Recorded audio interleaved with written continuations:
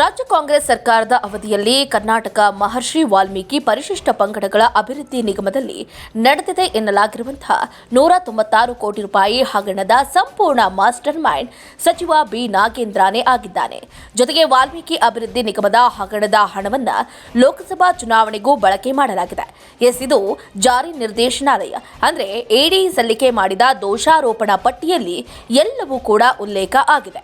ರಾಜ್ಯದಲ್ಲಿ ನಡೆದಂತಹ ವಾಲ್ಮೀಕಿ ನಿಗಮ ಬಹುಕೋಟಿ ಹಗರಣದ ಪ್ರಕರಣದ ತನಿಖೆ ಮಾಡ್ತಾ ಇದ್ದ ಜಾರಿ ನಿರ್ದೇಶನಾಲಯ ಇದೀಗ ಚಾರ್ಜ್ ಶೀಟ್ ಅನ್ನು ಸಲ್ಲಿಕೆ ಮಾಡಿದೆ. ಇದರಲ್ಲಿ ಪರಿಶಿಷ್ಟ ಪಂಗಡ ಕಲ್ಯಾಣ ಇಲಾಖೆಯ ಮಾಜಿ ಸಚಿವ ಬಿ ನಾಗೇಂದ್ರ ಮೇಲೆ ಆರೋಪವನ್ನ ಹೊರಿಸಿದೆ.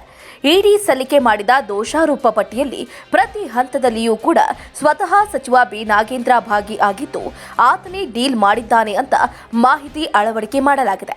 ಅಂದ್ರೆ ವಾಲ್ಮೀಕಿ ಅಭಿವೃದ್ಧಿ ನಿಗಮ ಹಗರಣದ ಸಂಪೂರ್ಣ ಮಾಸ್ಟರ್ ಮೈಂಡ್ ಮಾಜಿ ಸಚಿವ ಬಿ ನಾಗೇಂದ್ರನೇ ಅಂತ ಉಲ್ಲೇಖಿಸಲಾಗಿದೆ. ಇನ್ನು ಮಾಜಿ ಸಚಿವ ಬಿ ನಾಗೇಂದ್ರ ಸತ್ಯನಾರಾಯಣ ವರ್ಮಾ ಜೊತೆ ನಿಕಟ ಸಂಪರ್ಕ ಹೊಂದಿರುವ ಬಗ್ಗೆ ಹಾಗೆ ಹಣದ ಬಳಕೆಯ ಬಗ್ಗೆ ಉಲ್ಲೇಖ ಮಾಡಲಾಗಿದೆ. ನಾಗೇಂದ್ರನ ಅಣತಿಯಂತೆಯೇ ಸಂಪೂರ್ಣ ಹಣದ ವಹಿವಾಟು ನಡೆದಿದೆ. ಈ ಹಣದಲ್ಲಿ ಒಟ್ಟು 21 ಕೋಟಿ ರೂಪಾಯಿ ಹಣವನ್ನು ಬಳ್ಳಾರಿ ಲೋಕಸಭಾ ಕ್ಷೇತ್ರದ ಲೋಕಸಭಾ ಚುನಾವಣೆಗೆ ಬಳಸಿದ್ದಾರೆ. ಬೆಂಗಳೂರು ಮತ್ತು ಬಳ್ಳಾರಿಯಲ್ಲಿ ಮನಿ ಟ್ರಯಲ್ ನಡೆದಿದೆ ಅಂತ ಉಲ್ಲೇಖ ಮಾಡಲಾಗಿದೆ. ಜಾರಿ ನಿರ್ದೇಶನಾಲಯದ ಅಧಿಕಾರಿಗಳು ನಾಗೇಂದ್ರ ಸೇರಿದಂತೆ 5 ಆರೋಪಿಗಳ ವಿರುದ್ಧ ದೋಷಾರೋಪ ಪಟ್ಟಿಯನ್ನ 82ನೇ ಸಿಸಿಎಚ್ ಜನಪ್ರತಿನಿಧಿಗಳ ನ್ಯಾಯಾಲಯಕ್ಕೆ ಸಲ್ಲಿಕೆಯನ್ನ ಮಾಡಿದ್ದಾರೆ.